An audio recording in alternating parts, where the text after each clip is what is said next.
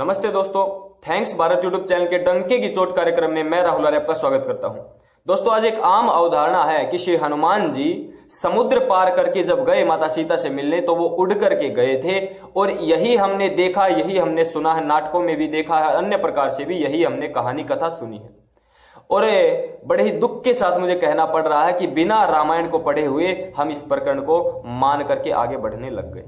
दोस्तों, रामायण इस विषय में क्या कहती, क्या प्रमाण देती है, आपको जानकर हैरानी होगी। सुंदरकांड का पूरा प्रकरण है। सुंदरकांड सर्ग 1 उसका 27वां आप श्लोक पढ़ना। आज वो श्लोक 29वें नंबर पे, अर्थात 2 श्लोक मिलावट के आ गए। मेरे पास आज से 82 वर्ष पहले 1935 की रामायण है, उसमें ये श्लोक 27वें नंबर पे था। तो 82 वर्ष के अंतर में 2 श्लोक मिलावटी आ गए। तो सोचिए, रामायण जो 9 लाख साल पहले, ये वीडियो देख लेना तथ्यों के आधार पर, कितने मिलावटी श्लोक उसमें, कितने जो है प्रकरण से विरुद्ध श्लोक उसमें आ गए होंगे। आप कल्पना कीजिए, केवल 82 साल में इतना। खैर, किसी भी रामायण में आप 29वें नंबर पर श्लोक को ढूंढ लेना। सुंदरकांड प्रथम सर्ग 29वां।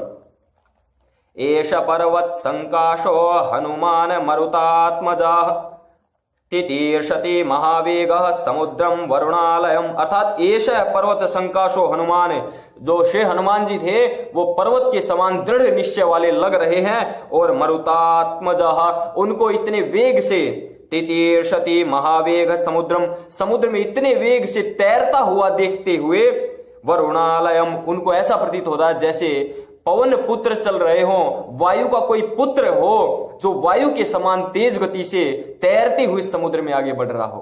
कहां पर उड़ने का आया। श्लोक आप देख लेना, मिलावटी में भी देख लेना। ये नहीं राहुल आर्य अपने पास से कह रहा, कहीं से नहीं कह रहा। खैर, आगे आते हैं। एक नहीं, सैकड़ों श्लोक हैं जो ये सिद्ध कर रहे हैं, लेकिन हमने कभी जानने का प्रयत्न नहीं किया। आगे आते हैं। खैर, अब आप इस श्लोक को आगे देखिए।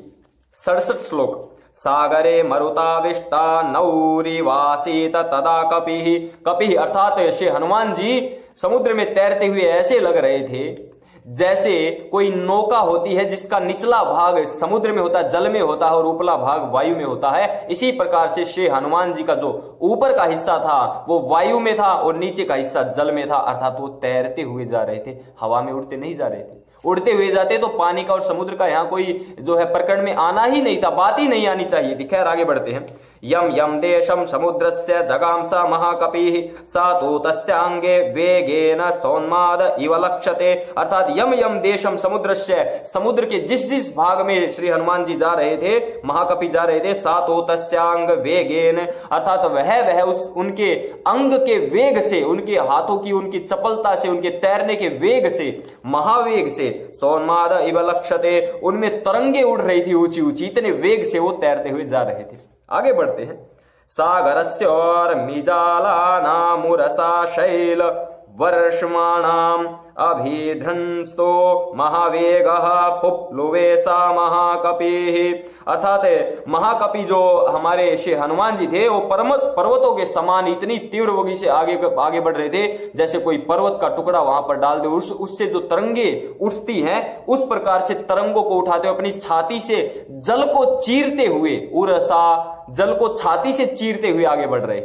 खैर, आगे आते हैं। इतने ही से मैं नहीं, अनेकों हैं, अनेकों। कपिवातश्च बलवान मेघवातश्च निर्गतः सागरम भीम निह्न आदम कंपयामास तुर्भृशम। अर्थात श्री हनुमान जी, जो कपि श्रेष्ठ हनुमान जी थे, उनके शरीर से जो तरंगे उठ रही थी वो इतनी भीषण थी, बहुत ज्यादा भीषण है, उससे गर्जना हो रही थी, इतनी तीव्र गति से वो आगे बढ़ रहे थे। खैर, आगे आते हैं। और ये समझाऊंगा कि तैरकर ही क्यों गए, उड़कर जाना होता तो कोई बड़ी बात नहीं थी, तैरकर ही क्यों गए ये आगे समझाऊंगा, जानिए। विकर्षन्नोर मीरजालानि बृहन्ति लवणाम्भसि पुप्लुवे कपिशार्दूलो विकिरन्नीवरोदसी। अर्थात जब समुद्र की जो ऊंची ऊंची तरंगों को आकर्षित करते हुए इस प्रकार से जा रहे थे मानो वो आकाश और पृथ्वी के बीच में कोई वस्तु कोई हम फेंक दे तो वो जैसे आकाश में तैरती हुई पृथ्वी पर आ जाती है, वैसे श्री हनुमान जी भी उछलते हुए पानी में डुबकी लगाते हुए इस प्रकार से जा रहे थे जैसे कोई आकाश में वस्तु जाती हो और बाद में वो आकाश में तैरती, वैसे ही श्री हनुमान जी पानी पर तैर रहे थे।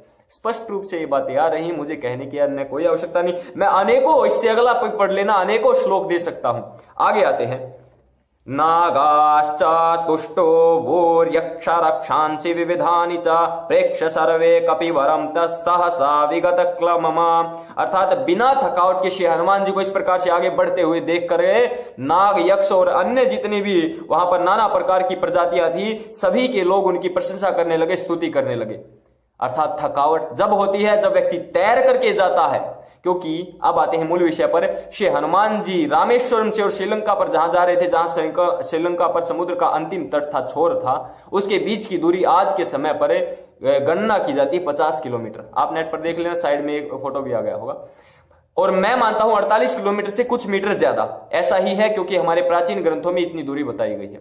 तो दोस्तों, इतनी दूरी तक तैर करके यदि कोई जा सकता था, और उस समुद्र में जिसमें तैरना अत्यंत जटिल हो, जिसमें तैरना बहुत ज्यादा कठिन, क्योंकि वहां पर मछलियां बहुत भयंकर है, सांप वगैरह बहुत भयंकर है। श्रीलंका और रामेश्वर के वहां बहुत जहरीले सांप पाए जाते हैं, और स्पष्ट रूप से इन श्लोकों में भी आया है सांपों के बारे में, कि सांप को देख रहे थे कहां कहां किस प्रकार से, सारी चीजें आई हैं। तो अगर उड़कर जाते तो इन सब चीजों का वर्णन नहीं आता। तो उसको जब 48 किलोमीटर तक और कोई नहीं तैर कर जा सकता था, किसी में हिम्मत नहीं थी। बाल ब्रह्मचारी, महाबाहु, महाबली यदि कोई था तो वो श्री हनुमान जी थे। और कल्पना कीजिए 48 किलोमीटर कितना होता जानते हो? 48 किलोमीटर चला नहीं जाएगा, और वो तैर करके चलेगा, और वापिस आना, उड़कर जाना होता तो आसानी से जा सकते थे। बहुत जबरदस्त, इतनी तीव्र वेग से चलने वाले विमान थे, आजकल तो हो भी नहीं सकते। मैंने बताया कि किस प्रकार के अस्त्र शस्त्र उस समय पर थे। दोस्तों, हनुमान जी तैरकर ही गए थे, उड़कर जाना होता तो आसानी से जा सकते थे, तैर कर गए, क्योंकि उनकी जो रडार थी उस रडार में नहीं आना था, छुप करके जाना था, पता नहीं लगना था कि कोई आ रहा है, इसीलिए तैर करके गए। उड़कर जाना होता तो कोई बड़ी बात नहीं थी, अति सामान्य बात थी। तो कहां हम जी रहे हैं, किस प्रकार से जी रहे हैं, मैं समझने का प्रयत्न नहीं कर पा रहा हूं। हमने रामायण को नहीं पढ़ा, और हमने जो है रामानंद सागर आदि के जो नाटक आ रहे हैं उनको मान लिया। और नाटक में भी आप कल्पना कीजिए, वहां भी समुद्र के ऊपर ऊपर जो है उड़ रहे हैं, बिल्कुल इतनी इतनी ऊपर। अरे उड़कर ही जाना होता तो श्री हनुमान जी ऊपर से भी जा सकते थे। बहुत सारी चीजें हैं जो अत्यंत ही, हमने दुर्भाग्य की बात है कि रामायण के इन श्लोकों से हमने जानने का प्रयत्न नहीं किया। स्पष्ट रूप से कह रहे तैर कर गए, और हमने इस प्रकार से आगे बढ़ गए। अनेकों श्लोक मैं गिनवा सकता हूं, लेकिन इसके विपरीत श्लोक भी हैं। जानिए विपरीत कौन कौन से श्लोक किस प्रकार से आए हैं। इन श्लोकों में स्पष्ट रूप से कह दिया गया है कि श्री हनुमान जी कभी तो मेघ अर्थात बादलों के ऊपर, कभी बादलों के नीचे।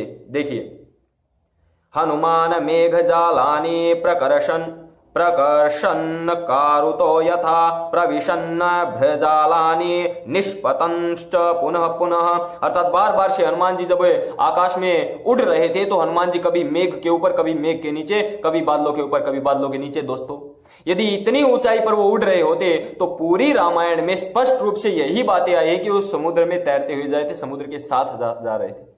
और कुछ श्लोक फिर ऐसे उड़ने के और इस प्रकार से आते हैं। तो इसमें स्पष्ट रूप से दो तरह की बातें आती है। एक पुस्तक में दो तरह की बातें नहीं होती, मिलावट पकड़नी तो मेरी जो है वीडियो साइड में है, इसको देख लेना, पता लग जाएगा क्या सही क्या गलत। दूसरा, सृष्टि नियम के विपरीत कोई बात नहीं होती, ये आप समझ लीजिए।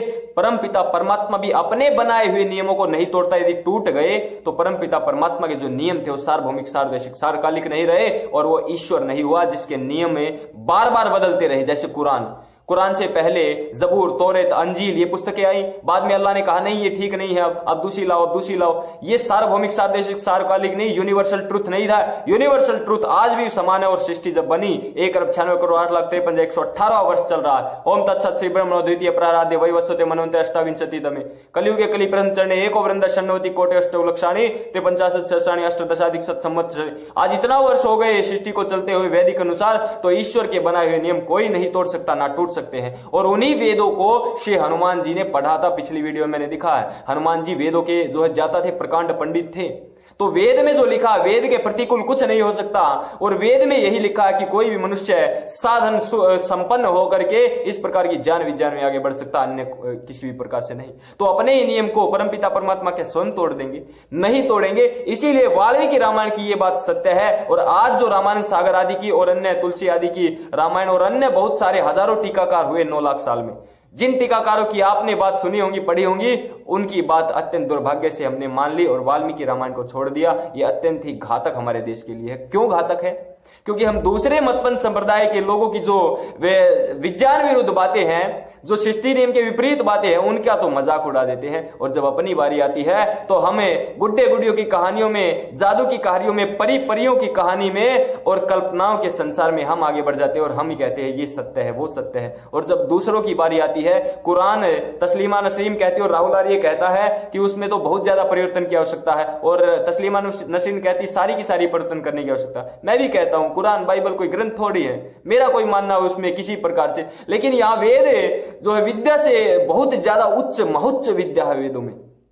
तो हम किस प्रकार से सृष्टि नियम के विपरीत बात कर रहे हैं? ऐसा हो ही नहीं सकता, असंभव है। अपनी बात आए, हमें अपने में सुधार करना, अपने सत्य सत्य शास्त्रों को जानना है, गलत शास्त्रों को नहीं जानना, गलत बातों को छोड़ना और पता लगाना है कि कौन सी बात सत्य है और कौन सी बात जो है गलत है, ये हमें पता लगाना है। और उसका पता लगाने का साधन केवल और केवल थैंक्स बात यूट्यूब चैनल है, जो आपके सामने तथ्यात्मक जानकारी लेकर आता है। जो भाई आलोचना करने कह रहे हैं, मुझे नहीं लगता मेरा कोई भी युवा, मेरा कोई भी सनातन धर्मी, मेरा कोई भी वैदिक धर्म को मानने जानने वाला और कोई भी हिंदू जाति के उत्थान की बात करने वाला इस पर आलोचना कर पाएगा। लेकिन जो आलोचना करने आए वो कृपया करके साइड में अपोजिट में एक वीडियो ऐसी बनाए जिसमें सिद्ध कर सके कि राहुल आर्य ने जो श्लोक दिए हैं वो रामायण के नहीं है। आपको वीडियो अच्छी लगी हो, आपका अपना यूट्यूब चैनल थैंक्स बात को सब्सक्राइब करें और करावें। वीडियो को लाइक करना ना भूलें, जितना उसके शेयर जरूर करें। धन्यवाद, जय हिंद, नमस्ते।